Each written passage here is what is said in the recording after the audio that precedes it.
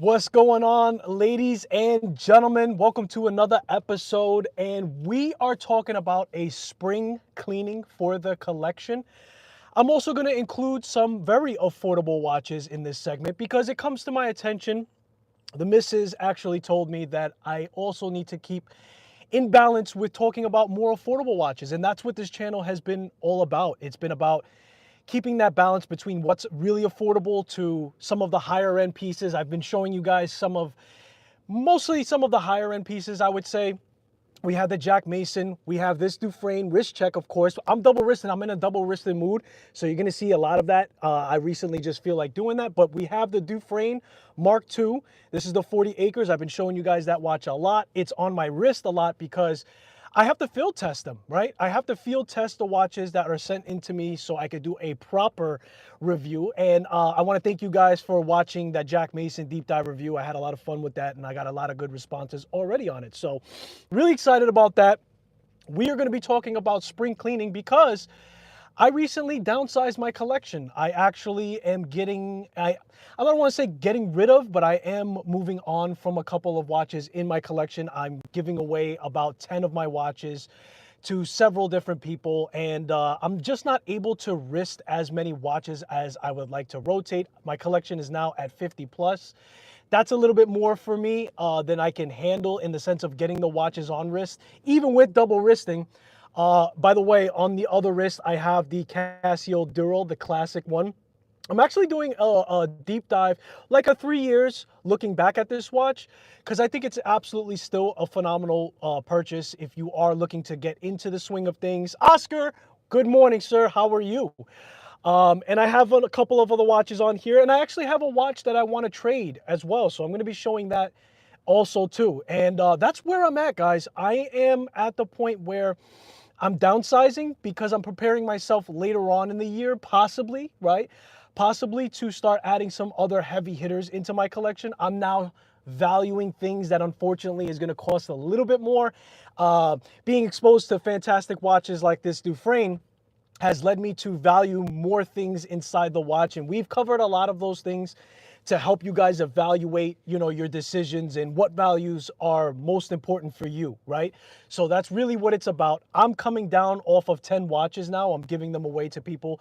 Hopefully they'll be able to wrist it. It's a combination of other enthusiasts. I'm actually giving some watches to other content creators because I believe in some of the behind the scenes stuff is what I like to share with you guys. And I'm not sure if that's something that you're interested in, but behind the scenes as a watch reviewer, the hardest thing to come across is making those connections and making those relationships where you get access to watches. Of course, you could purchase watches if you want to. Some people can go that route and they can purchase affordable watches. But if you are starting off, and I actually have a video coming out on how to start a YouTube channel talking watches. I've been working on that. And if you guys have been fired up by the lives and the collaborations with other content creators and some of the things that I've been doing, I figured why not make a video that is more dedicated? And there's plenty of videos out there that talk about starting a YouTube channel in general, but I want to do one where it is focused on starting a channel talking watches. The do's, the don'ts, the ins, the outs. I'm of course not a professional. I'm only a guide. I'm not even a guru. I'm a guide. And take it or leave it on what I have to offer as far as my values and what I think starting a channel, creating one, growing one, everything else of the sort. I'm a little bit over a year on here. I've learned a lot of things over that year, and I want to pass that puck down to somebody who may be interested. Part of that is the watches that I've done collaborations that I'm no longer in need of. I'm going to move on for them, but I'm not going to sell them. I don't need the money. Thankfully, I'm in that situation where I don't need the money, and I find it more valuable for me to move those pieces on that make sense to other content creators so like that they can go over that hurdle of making that connection. So again, Dufresne on the left, Casio Duro on the right, and we're going to talk about that. What's going on, guys? Welcome in, welcome in.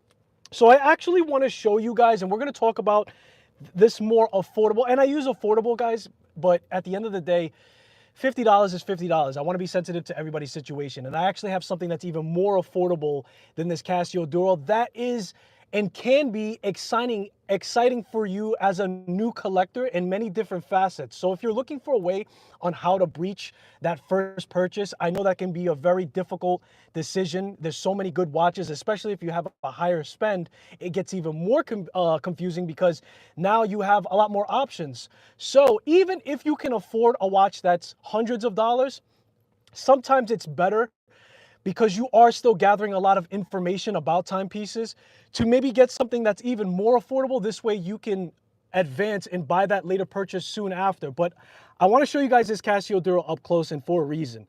This watch is $50, $50 to $75, I believe, on the Casio website. And it's a fantastic 200-meter quartz watch. It has a cult following. It's a slim design, so if you want to put it on the bund strap. Now, we just did a review for bund straps. This is not a bund strap, but on bund straps in general, you're adding about 3.5 millimeters in thickness. So depending on the watch that you want to match with it, that does matter. You want to keep it, you know, pretty close quarters, and you don't want to add too much thickness. But I think that this is a fantastic watch to also put on a bund strap. It's very versatile in the straps and in general, right? I actually have a leather strap. This is technically a diver watch, but I don't ever touch the water as is, so I'm not really concerned about that. But I think it's still a strap monster on this leather strap. It looks pretty handsome. But what I did on this watch in particular is I modified the actual bezel insert, and they have this Batman style bezel insert as is. The problem, or at least what I found that I wanted to change on that, was the colorway to that blue and black, right? That blue matches the actual second hand. So I did a ceramic bezel insert to match that second hand. And then I also changed out the crystal inside. This is actually a sapphire crystal with blue AR coating. So small things like that can also add to the fun in collecting. If you're looking to start off, if you're looking for a place where you can begin, we're talking about a $50 spend to something that's super solid, and you don't have to break the bank. And then you could take the watch, right, later on and buy those modding parts afterwards and kind of put your own spin on it. Now, some people have actually even changed the movement inside of this. The caveat to that is that there isn't a quartz movement that is going to fulfill that, that date wheel aperture, if you will.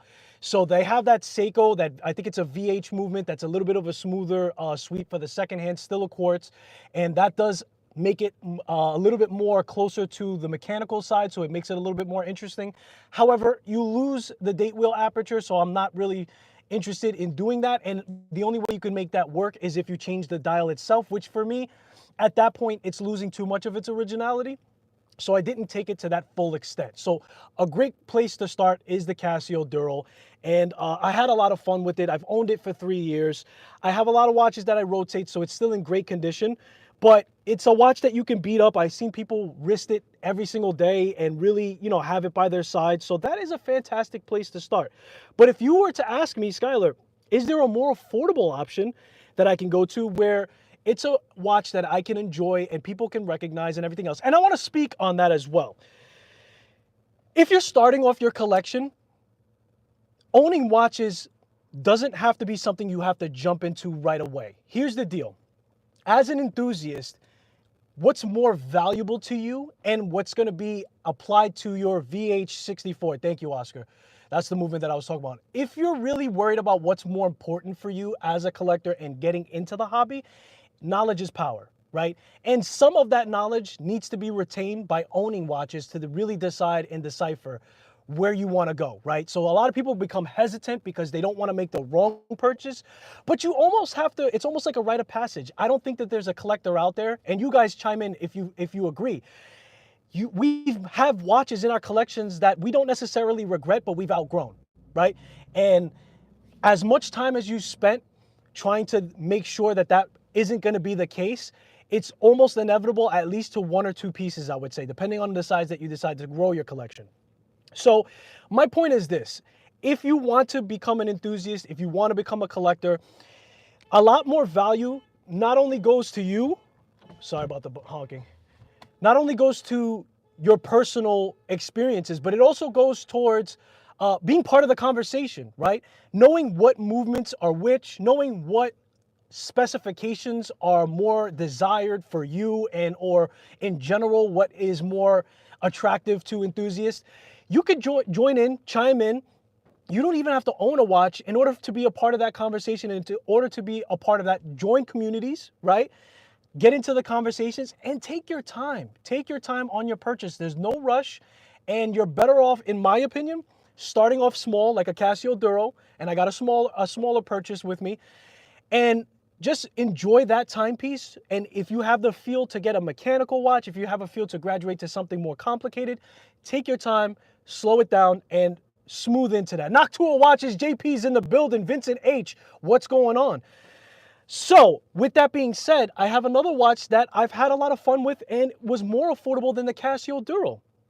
It is my F-91W. Super classic watch, recognized throughout the entire globe, cult following, legendary. I mean, the list goes on. And when we talk about the spend here, I think we're around $10, $15 for this watch. But I've chosen a path to make things more interesting, and you can do that as well. And you don't have to do that when you first purchase the watch. Factory, the watch is fine. The strap on there is going to be a little questionable. It's resin. It's a resin brand. It's a resin band. And to be honest with you, there's people that have purchased this watch back in '89 when it first was released, birth year watch for me, and they still have their watch running, A. B, the strap, depending on how much you wear it, it can be replaced very affordably. You probably will spend close to the same amount of it. But my point is this, it will last forever. It's a great way if you're very young, let's say, and you don't have a job necessarily, and or if you want to transition into watch collecting very gently, you can also go this route with an F-91W. It does everything that you need to do. It's always on point. You know, you have the partial day and the date. The backlight on this is notoriously weak. You've probably seen a bunch of reviews or experienced that yourself if you've owned this watch. But here's the deal. I haven't jumped to improving the backlight. You can modify it to improve it. However, when you're in pitch black, you can read the time. So, you know, don't go crazy with worrying about that aspect. That's the only drawback that you really hear from this. Again, this also is not going to have a crazy water resistance. It's about 30 meters. But I'm bringing this up and I'm highlighting a watch like this because the topic and the theme is a soft landing or a soft transition into watch collecting. And I want to be able to include everybody that is interested in getting into watch collecting. I've been showing a lot of higher end models, if you will, higher end. They do have a price point and everything else. So I want to show you guys some of the things. Now, I had a lot of fun with this. You can also oil fill it. Yes, JP, oil filling it is also an option. Now, somebody starting off probably won't feel that comfortable oil filling something, even though it's really easy. You know, I can understand that somebody may want to have something stock or do something where, you know, if you oil fill it and you have to change the battery, it could get a little messy, it could get a little annoying. That's just been my personal take from it. But I've seen some companies that actually sell this watch already oil filled, and you could still, outside of that, have a lot of fun. You could change the strap. I've shown you guys a lot of Vario straps, and that's for a reason. They make a very good quality strap. They are actually a micro brand of watches at this point, but they started off making straps. I showed you guys the bunch strap recently. That also came from Vario. I also did a couple of reviews of his timepieces as well. He's a little bit of an artist, but the point is this. I understand that the strap costs more than the watch, you know, so that has to be a personal decision for yourself. But it does, when you're ready, if you want to invest and give it a little bit of a spin, you can do that. I also created an in-depth video on how to change the screen to an F-91W. That's another way that I was able to put my personal touch. That's something that I like to do, especially when I get a watch that is very popular in demand and is on a lot of wrists. Now, I don't think that I'll ever run into somebody with a negative blue display on this, right? This is a polarized film. I made an in-depth review of how to remove the stock polarized clear film and then put your own color. You can do a different range of colors for that polarization. You don't have to even go negative. On the same film, depending on how you orientate that film, you will have blue numbers on this instead of having the blue background. I wanted it to pop and stand out. It draws some of the color from that nice retro blue around it. So this is the way I like to wear my K-Swiss, and I've had a lot of fun with this. And this is a watch, if you're interested in double wristing, it's fantastic to double wrist. A, it's quartz. B, it's very slim in profile. This would be actually really cool also on a bunch strap. Vario has a bunch strap that's super thin. Therefore, this watch in general doesn't have a lot of height to it. It's maybe, I don't know. If I had to guess, I want to say it's maybe 7 millimeters in thickness, something like that. It's extremely thin. So if you put this on a bunch strap, it'll give it some presence. It'll give it its own identity. Bunch straps are super fun to play around with. And I'm not just saying that because I did a collaboration. I mean, I kind of am, because I had a lot of fun with the Vario bunch straps. But that's another way that you can spice things up with this watch, and or just put a leather strap on there and then do the modifications within. If you want to go ahead and oil fill it like my man JP said, you could do that. But let me catch up on chat because I like to stray away too much. Hang on one second.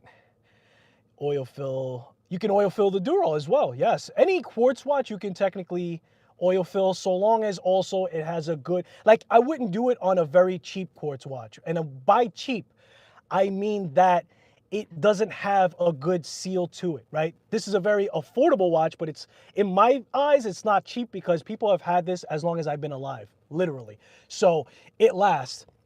However, if you oil fill a watch, there are chances for the seals to leak. If that watch is a quartz watch, maybe it's a fashion watch. You know, you got to remember that, no shade on fashion watches. I own them as well, but they also are not heavily invested in quality per se.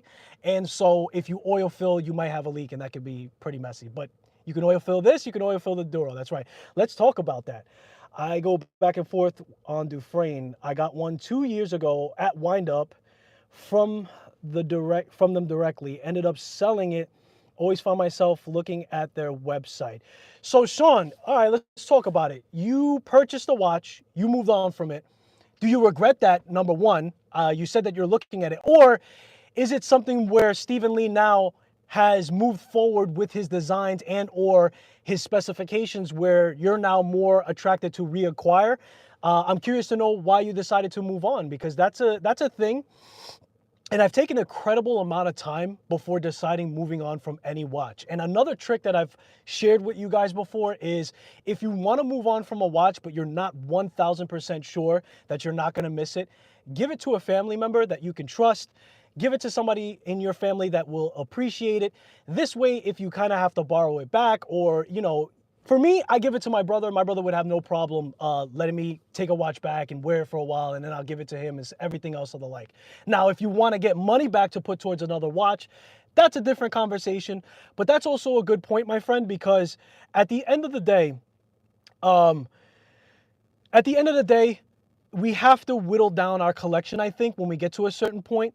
And it is a tough decision to really know what watch you're ready to move on from. So it's a balancing act. It's part of the learning thing.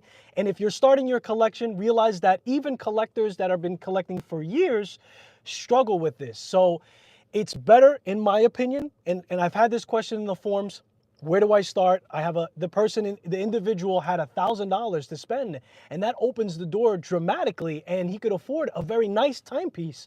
However, he's worried about having regret, and being early on, that can be a thing more likely than not, because you don't know really where you want to be. So in my eyes, it's better to start off smaller than what your budget could even afford, if that's the case. That's my take on it. Bezel did not have numbers. I believe it was the Barton Springs. As a Texan, really just trying to align with the brand. You know what I would say, Sean? I would say do this. You saw them at the show. I would say that call Stephen Lee. He's heavily interested in connecting with people. And I think if you explained your situation to him directly, he might be able to give you an additional information that you can't get from the websites or watching watch reviews. So I would implore you to reach out to Stephen Lee. Now, he just created a WatchCrunch account, so you might be able to message him there, but he's still getting his feet wet. So I would go to the website, find his email, and or I don't know if his number's on there or if his Instagram. Reach out to him. That's the point. He is heavily invested in having conversations with people, and maybe he can give you further insight into dealing with what you're really looking for. And I know that Stephen Lee, and I'm just putting this out there. I don't know if it's 100% sure that he'd be interested in this. However, I did come across somewhere through my forum reading or video watching with Dufresne that he did a custom job for somebody specifically. So if you explain to him that something that you're more interested, like you said, you were saying that the bezel didn't have the numbers. Okay, so if that was your biggest concern, maybe he can put a bezel insert that floats your boat. Problem solved. You love the rest of the watch. And I had that issue, brother. I bought an Islander, ISL 245. I've talked about it. I've shown it. I love the watch. The bezel insert to it was phenomenal. However, I wanted, out of my own accord, for it to have a little bit more color in it. And, you know, unfortunately, they didn't have something for me to just swap out for. I kind of had to get a custom job. Shout out JP. I know you're in the chat. He put me in touch with somebody who does custom bezel inserts, and they were actually able to make me a custom one for that watch. And I absolutely, bro, it changed that watch for me completely. I already loved it, but now I was even more in love with it, especially being a modifier. You know, I'm no stranger to doing a small change in a watch. Sometimes it just needs that little bit of a nudge to make it for yourself even more special, right? Because that Islander, no one has that Islander, right? Nobody has that bezel insert like how I have it. So big component of Dufresne, big component of Islander, but I totally understand, and I'm glad you brought that up, Sean, because I would advise that you just make a phone call to Stephen Lee, let him know your issue. Now, if he can't do that for you for whatever reason, there are companies out there that will take the dimensions of the bezel insert and create your own bezel insert for your watch. Colorways, style, whatever you want. So I hope that helps. Trap Vision 3D, Mr. Travis Wiley's in the building. What's up, brother man? How are you? Good morning. Ben 10, what's going on, brother man? Ben 10, I'm slowing it down. I'm reading the chat. I'm catching up. Let's see what you're saying. What's going on? What's good, everyone? Good morning. What's everyone wearing on the wrist? I've got my Dufresne 40 acres, and I've got a Casio Duro that we just talked about. I also showed an F-91W, and then I have another watch that I'm going to show you guys as well. But this is good because this also helps those people who are starting off their watch collection in their watch journey. And I'm sure you guys, Sean, you've probably been collecting for a couple of years yourself. These are things that we come across, right? Only a watch wizard would get this particular about the slightest of details on their timepieces to make it work perfectly for themselves. And it's a normal thing. So you kind of have to go through that motion to understand and really refine where you want to be. And that is the reason why right now I'm not purchasing watches personally for my collection. I am at a pivotal point where I have to enjoy what I have, which leads me down to that downsizing. I've planning to give away 10 watches at this point, which puts me at 40. I'm going to do another second round of that and get it a little bit tighter. Gain a lot of information. I do content so I can email companies, I can get their watches, I can get better aspects. It's giving me more an insight into the movements alone and wrap my mind around it. Knowledge is power. And that is true for the beginner collector, and it is true for someone like myself that's been collecting for 5 years, and I think that it continues down the road. So let me catch up with the chat. My man Ben 10 is on it, man. Nice, chap. I'm a bit fancy this morning. Okay, nice. Gold TV case. Nice, nice, nice. What's good, Oscar? Okay, saying hi. Okay, so I'm caught up on chat. Let's move on. So, guys, I don't know where you guys are in your collecting journey. Springtime is fitting for me to downsize because it's like spring cleaning, but for my collection. I'm going to go to Wind Up New York. I'm also looking to go to the Philly show. I'm also looking to do more connections and everything else of the like. I do have an exciting collaboration coming up. It's a name that you guys are very, very familiar with. I want to keep it a little bit of a surprise and exciting because I do these unboxings of the brands when they first land with you guys so you guys can celebrate the collaboration with me, and we'll dig deep into that. And of course, during the course of the content, we're also going to have a range of prices that are included and everything else of the like. So with that being said, I don't know how many of you are WatchCrunch fans, but I do have a diver that I customized. It's basically like Seiko OEM parts. I made a range of a Milkhouse type of style WatchCrunch collaboration. Now, it's not a direct collaboration where we both signed contracts and everything else. I did ask them if it was okay for me to do so. Right now, they just released a collaboration that they did with Nodus. You guys saw the Nodus X WatchCrunch Flyboy that I did a review for. So because of them selling that watch right now, I don't want to just sell this watch. And in fact, I found it more valuable for me to say, hey, if anyone out there has a micro brand that they are no longer listing and they're part of the WatchCrunch community and are interested in this build that I did, I'm more than happy to do a trade with you. So let me show you guys that watch. So a basic, typical, SKX kind of build. Let me take it off the actual pillow here. I did it as a diver style.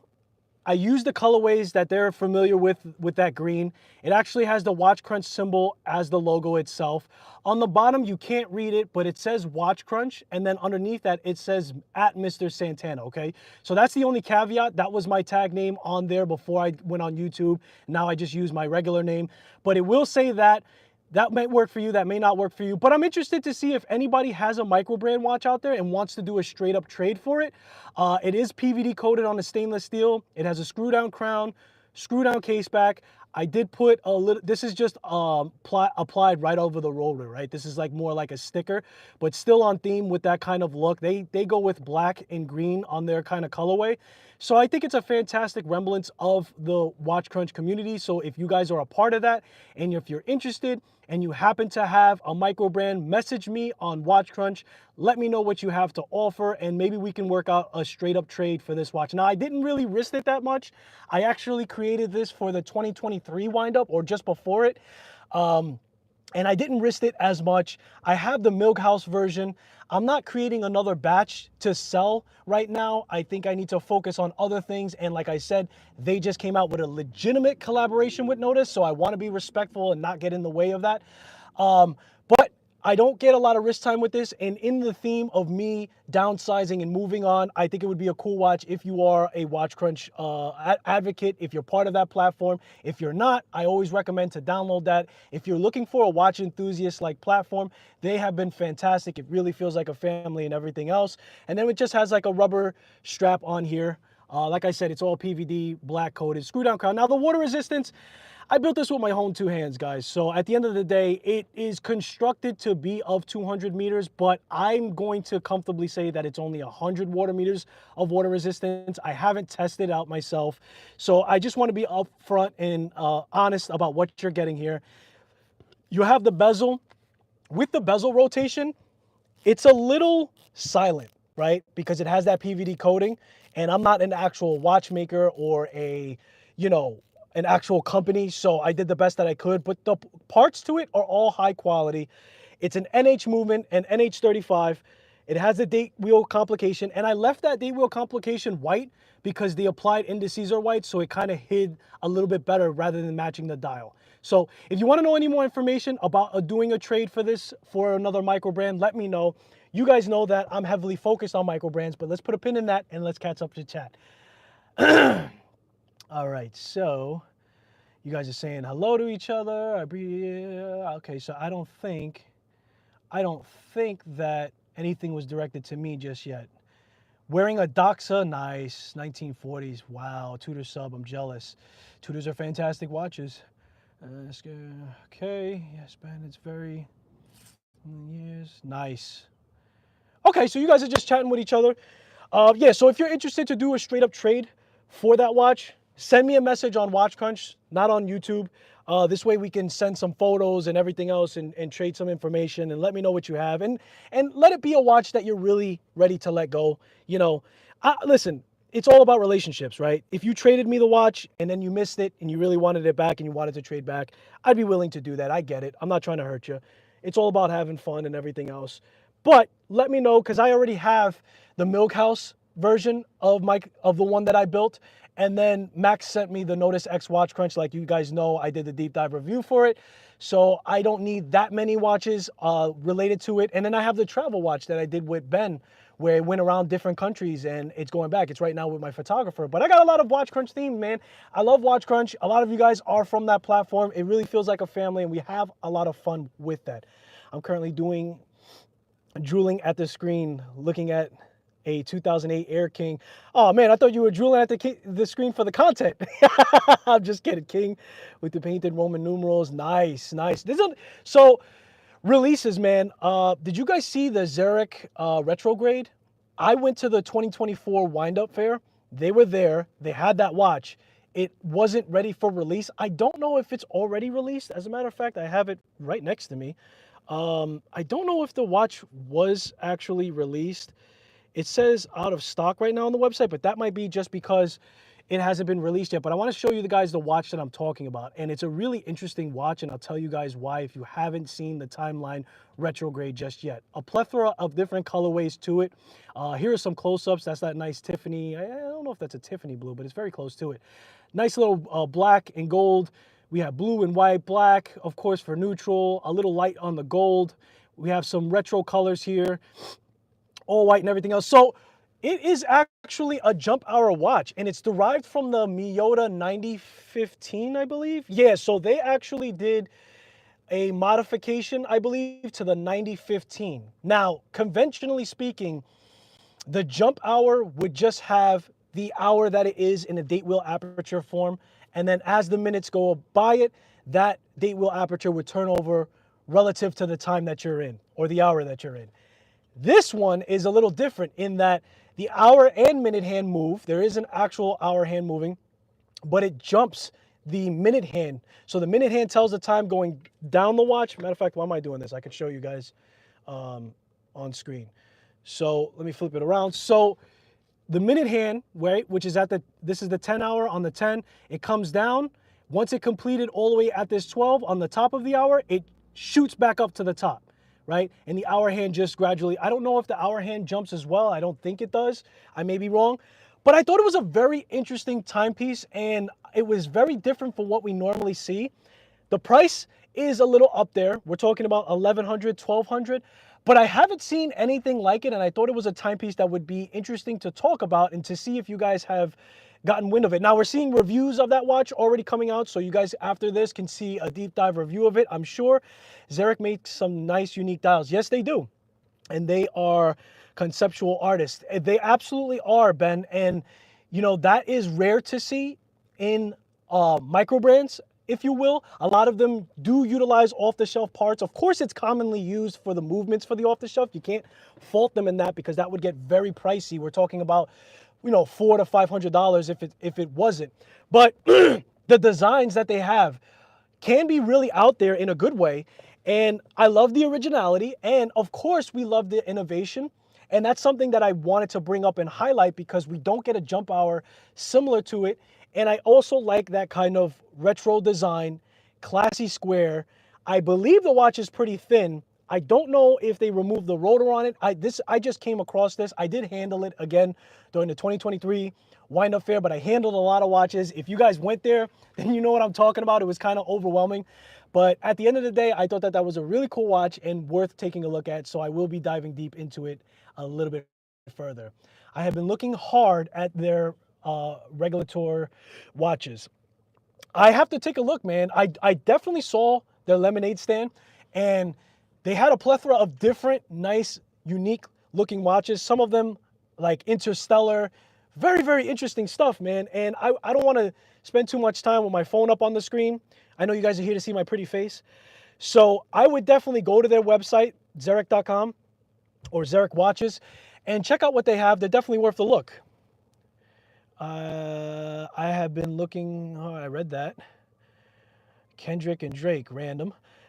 Kind of cool, but only for movement collectors. Yeah, I suppose so, but also could be for somebody who is not only trying to put, because they had those retro colors within it, it may be the best of a couple of worlds, right? So at this point, JP, I'm looking for something that is floating my boat, hopefully over several categories. Of course, there is a standard at this point for bracelets and tolerances and everything else of the like.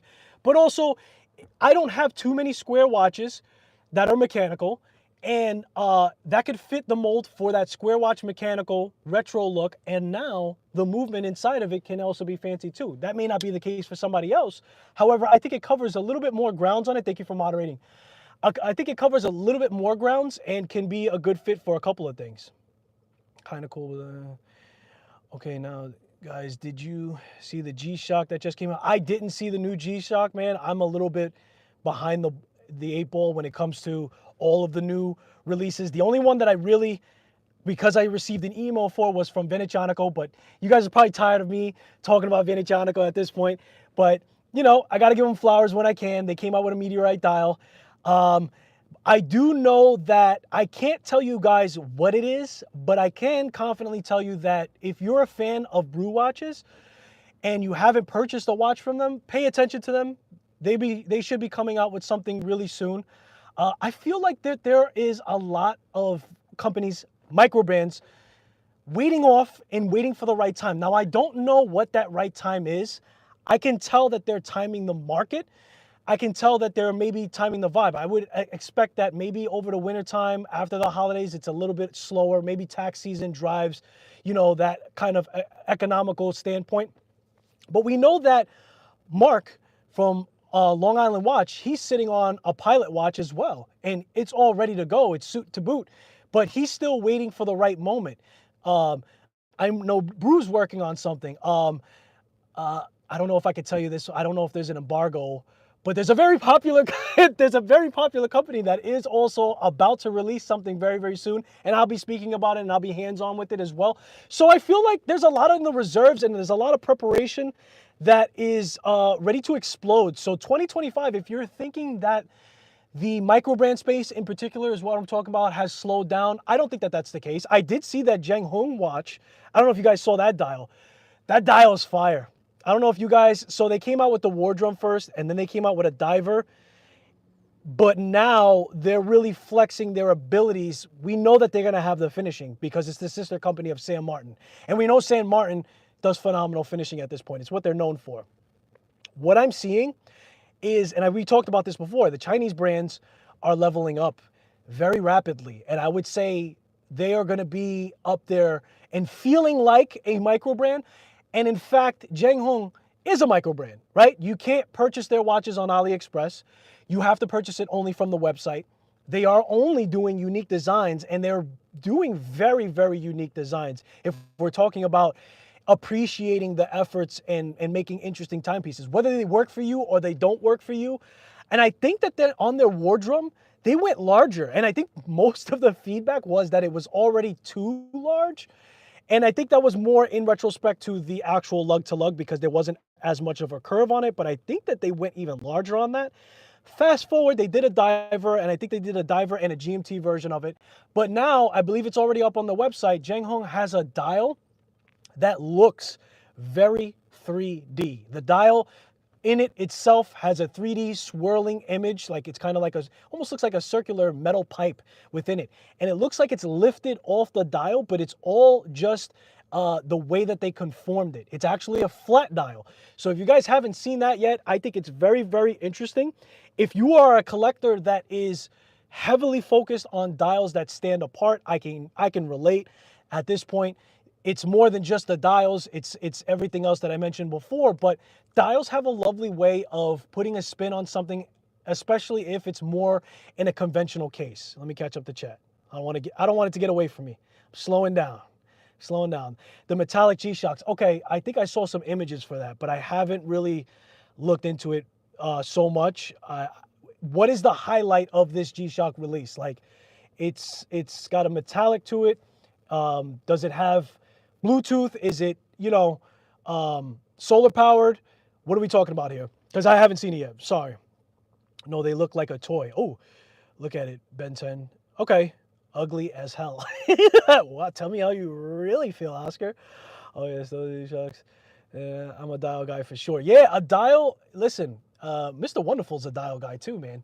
He's all about the dial, as a matter of fact. And he has put interest and value. If you guys seen him do those videos with Teddy B, he goes wild for dials, and that's an excellent way and probably the easiest way to set yourself apart while still having other things within the watch that are more similar to designs that we're already used to. But I mean, the sky's the limit when it comes to a dial, and whether or not it has a pattern, a texture, materials, right?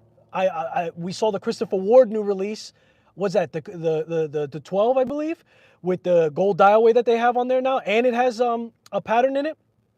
They're interested in tackling that, right? No matter what the size is or what the company has been known for before. So being heavily focused on dials is a thing, and I think that that space is getting heavily competitive, and for good reason, right? Because that really can draw you into making a decision at the end of the day. It's like a painted and it makes people say, nice.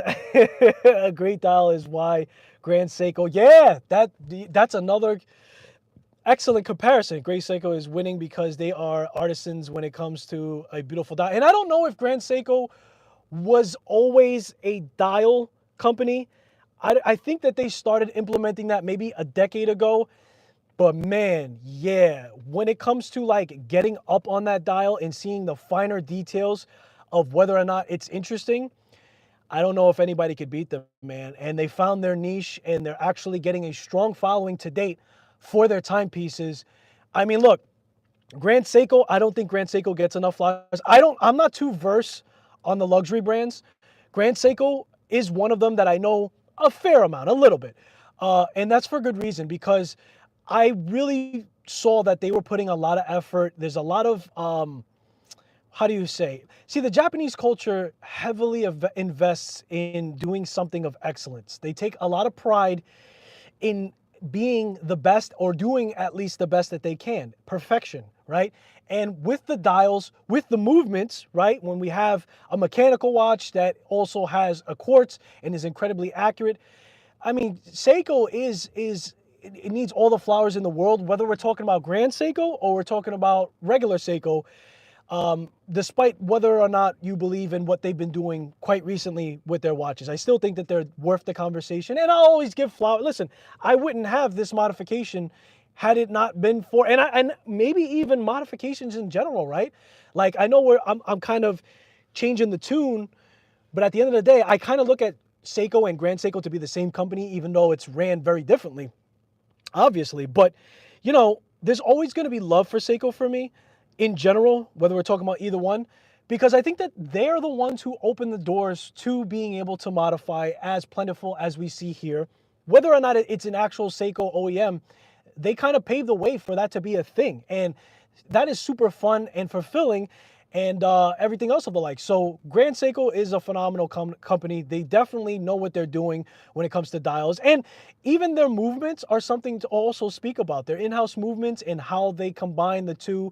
And I don't know the story too well, but, you know, the Swiss used to have a competition of movements. We're talking about cost. We're talking the highest, how high, the high echelon. And I know that I don't even know the name of it, but I know that they hosted these competition of movements. Seiko was far behind in getting that movement to be perfect, right? Getting it to run perfectly for those kind of readouts and everything else of the like. As years went on, and we're not talking about a lot of years, Seiko started to climb quickly through those ranks to an accelerated rank where I think that they stopped these kind of competitions because they were going to take it, okay? So when it comes to in-house movements, when it comes to actually perfecting and innovating and getting things right, man, oh man, I know that other brands get better advertisement, but Grand Seiko is definitely worth the look if you are interested in going into high calibers and fantastic dials. Rant over. I'm starting to think Seiko fanboys are often more elite than Rolex. Oh yeah.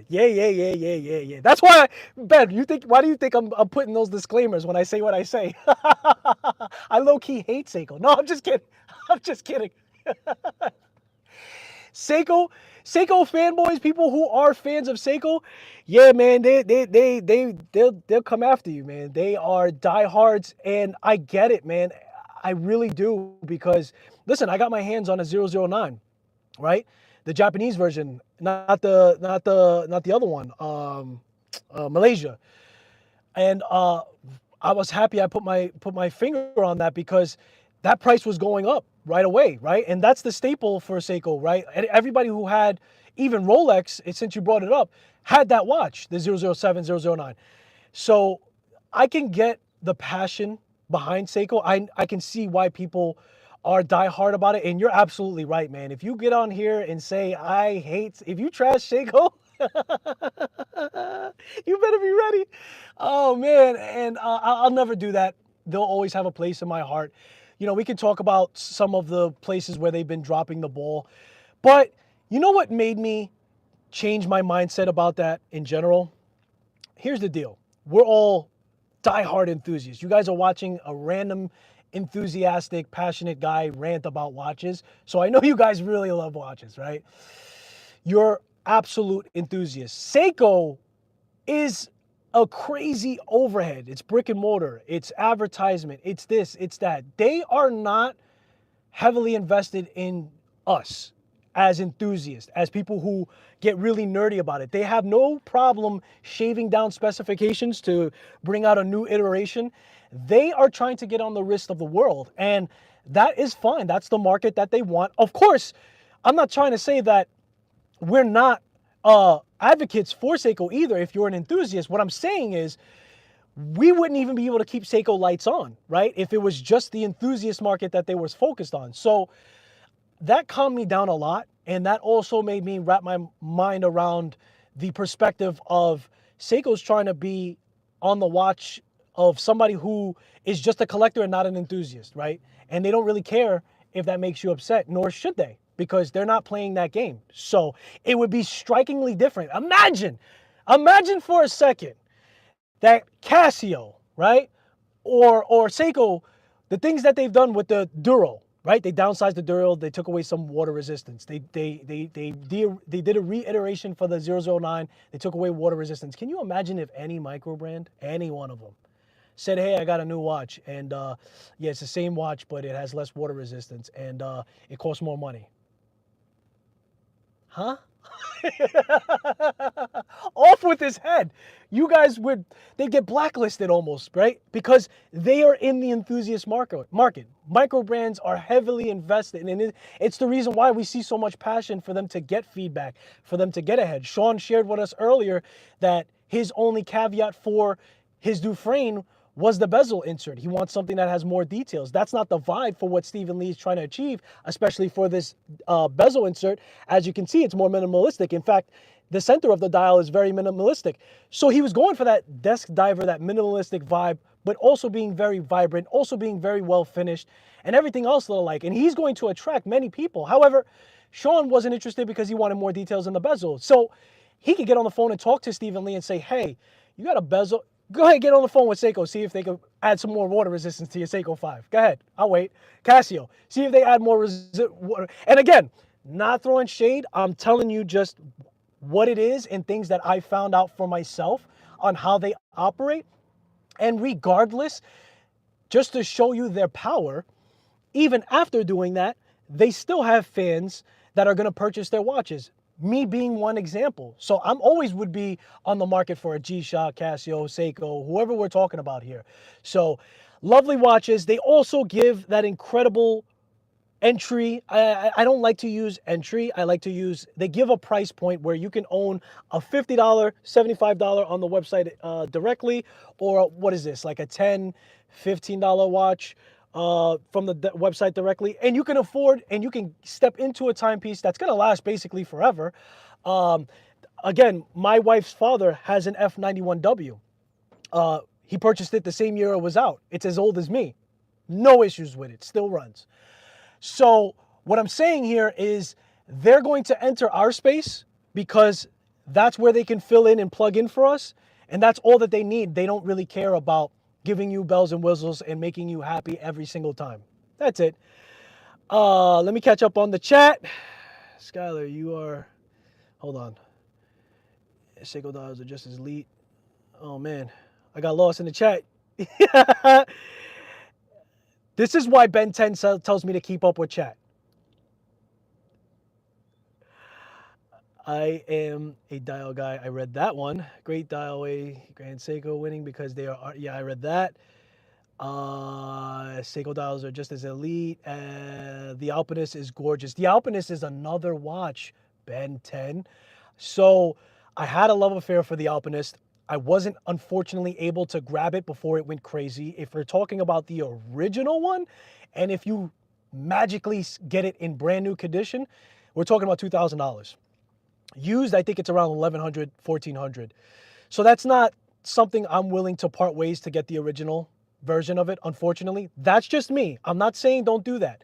If you love the original Alpinist, in fact, they still have an Alpinist, so you can get the new iteration of it. I'm very nostalgic and romantic with the idea of the original, so that's why I was hell-bent, because I could have dropped $740, I believe, for the new one.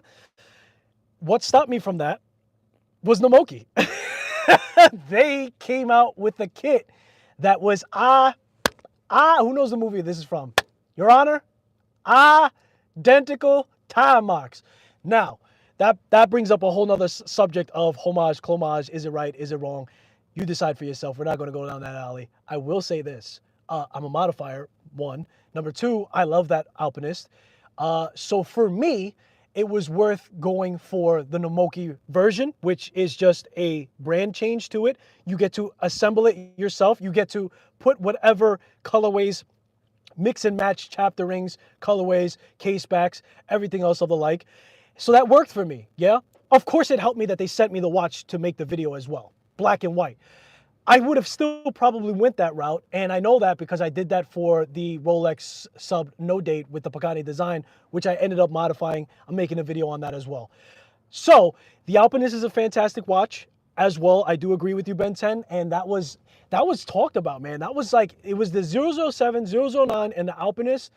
Presage, you could throw that in. I think that came a little bit later, but man, oh man, those were the watches to have on wrist. Seiko watches are very good watches, even though they don't cost an arm and a leg besides the Grand Seiko. Yeah, absolutely. Their price points are still fair. People are a little bit bent because the prices went up. I said, hello, check your rent, check your food, check your gas. What didn't go up? So if you're mad that a brand comes up in price, then you're mad at the world at this point, and I'm with you. Not every brand. Listen to me. 2025, and this is relative to the next collaboration that I'm doing, not every brand is going to go up in price for their reiterations or their new models. You're going to see this with my next collaboration. Stay tuned. That's all I can say. Micro brands get in the way of me getting more luxury watches because you can get more for less. Ben, I'm telling you, dude, this is the reason why like almost 70% of my content has been micro brands at this point. They cover so many grounds and they will have that effect. You might as well just let go of your luxury brands, bro. Unless there's an actual watch that you really have to have, then by all means, show constraint, do what you want. It's your collection. But I mean, yeah, they're going, bro. And when you see some of the finishing on the micro brands, do this, man. Take a micro brand that is known for their finishing. Maybe you have one in your collection already. Go to an AD. Go to a luxury brand. Take that watch, flip it over in its case, put it next to the luxury brand. And I'll tell you something, ask for the jeweler's loop. Be like, yo, jeweler's loop. I need a jeweler's loop. I'm telling you, bro, the satin-like finishes on the cases, the polishing on cases nowadays. I put this up, the Dufresne, this is around $850, $870, something like that. Normal price, I think he has a sale going on till March 7th. I put this up against another micro brand, a couple of them that I've owned. His finishing was the same or better, okay? So there is a fluctuation, but I mean, even against a luxury brand, I'm telling you, man, technology and manufacturing is different. So I get it. And we see some fingers pointing up to it, so you guys agree as well with it. But I missed out on the Alpinist. I know, I missed out on the Alpinist too. Namoki came out with that kit, and I was, I'm not going to lie, I'm never thirsty. I'm like, hey, you know, you want to collab or not? When they came out with that one, I was like, you know, man, you got another one of those kits? And I had a lot of fun putting it together. The only drawback is you're putting it together. So is it really, you know, going to have that water resistant? But scratching that itch of that original Alpinist, that's just another option. And even with all the parts to that Alpinist from Namoki, we're around 400 to 500 max. you know, you don't have to go with certain pieces, which I think, if I remember correctly, I got it down to $375. So at $375, no, I know I got it down to half the cost of the original Alpinist that is out now. Now, look, if you value Seiko's Alpinist and that's what you want, get that. But if you're like, I really like the setup, and you know, so long as I can, and if you're obviously for putting it together too. However, I'm sure you can contact Namoki. And here's another thing. If you like the way that it's set up, I'm sure you could contact them and have them assemble it for you as well. So there's just another option, guys. And I'll tell you this, the part where is it worth it for you to do a homage build versus getting the original is up to you. What I can tell you, and why I put my name on it, is their Namoki parts are fantastic across the board. I built a whole bunch of watches through Namoki mods. You guys seen my modifying. I have a whole playlist off of modding. And every single time that I've come in contact, and I've purchased a watch from them that was pre-assembled that wasn't a kit. Just because I was like, okay, cool. People are doing watch builds for them. Let me see what their timepieces are fully assembled. Or basically, let me see their assembly capabilities. That's how I entered into them. Fantastic, fantastic. So whether you're putting something together, whether you need a piece for a watch already that's maybe of the NH OEM, they're the place to go for sure for parts. And especially if you're interested in what they're looking to do for their mod kits, which is homages of watches that you already know. They have a Tudor. They have one that even kind of looks like a Brew, but not really because it doesn't have pushers, but it has a case shape. A Tudor. They recently just did the Polerouter. I just built the Polerouter myself, and I gave it my own spin. Had a lot of fun assembling that. You can get a Polerouter around the $2,000 mark, depending on condition, depending on the iteration, depending on everything else. Fantastic watch, especially to own with the originality for its historical moments and everything else like that. However, for me, I was good with the kit that Namoki came out with. So I don't know how we got on this Namoki talk, but they're a fantastic company, so they're worth mentioning. Anyway, I have to confess, late night watch scrolling is dangerous. I recently got a Mont Blanc Star 7042 for $500. But because my eyes were glazy, if you know what I mean, yeah. You were doing one of these.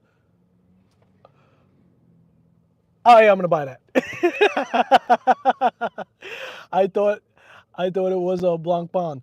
Okay, yeah, that could happen, man. That's why, for sure, it's nothing wrong with scrolling for watches at night. However, I wouldn't make my purchase because when you get sleepy, it's like drinking. Your decision factors can be affected. Wait till you see the next Namoki kit, Sky. Yeah, JP, I know you're plugged into the Matrix with them, man. I think you posted about doing a quartz watch for them. I don't know if you're talking about that, but I've done a couple of builds from Namoki. I'm not trying to abuse the collaborations with them. They've always sent me things and I haven't paid for them. Full disclosure, I've never paid for a Namoki watch or their parts. As far as their kits go in general, the only thing they don't give you is something to cut the stem with, which you can use. You could find something in your home. Maybe even a nail clipper will work. I've never tried that, but maybe. I don't know. Don't try that, though. You could find something for that. However, they just don't give you a glue to glue the stem to the crown, right? It comes disassembled. I think that they do a pre-cut for it, but if you are doing a build, glue that sucker down because the last thing you want to do is you're doing one of these for the keyless works, it drops, you don't notice, and that sucker gone, you know? But my point was, I've already done a couple builds with them, so I'm kind of waiting for them to reach back out to me if they are interested or wait for a lot of time. But I know watch building and watch modification is a thing, so I might swallow my pride eventually, just so like that I could give you guys another do's and don'ts. And you guys know how I orchestrate my watch building videos. I give you guys the mistakes that I've made along the way, what to look out for when you're doing the build, and it's very detailed and everything else of the like. Dad's Mods, if you guys don't know, he's in the chat, JP. He has been building them for a very long time. He's very experienced as well. I always recommend, if you're looking to start modifying, watch a bunch of videos and look for the videos that are doing fast cuts where they're like, okay, the stem's on, okay, the dial's on, okay, like no shade, cool if you want to do it that way. What I'm saying is you will get more seeing a video that is like going through all the painstaking information, because there's a lot of twists and turns, and it's as easy as it is complicated. So be cautioned for that if you're deciding to go that route. But I am excited to see what they have, and they've been hitting home runs with their kits. So I'm expecting good things. Did I have anything else I need to show you guys? I think that's it. We're gonna wrap things up here soon. We are over the hour, and I'm not getting paid overtime. So if you guys have anything else you want to bring up, I think I've shown you guys everything. Again, before we sign off, I'm looking to do a trade for this WatchCrunch modified that I did. I'm not gonna sell it. And the reason why is because I don't want to interfere with the actual collaboration that WatchCrunch did with Nodus. If you're looking for an actual contractual collaboration with the brand, that's a fantastic watch, and I showed you guys that watch. So if you need something that's really cool to represent that, do that.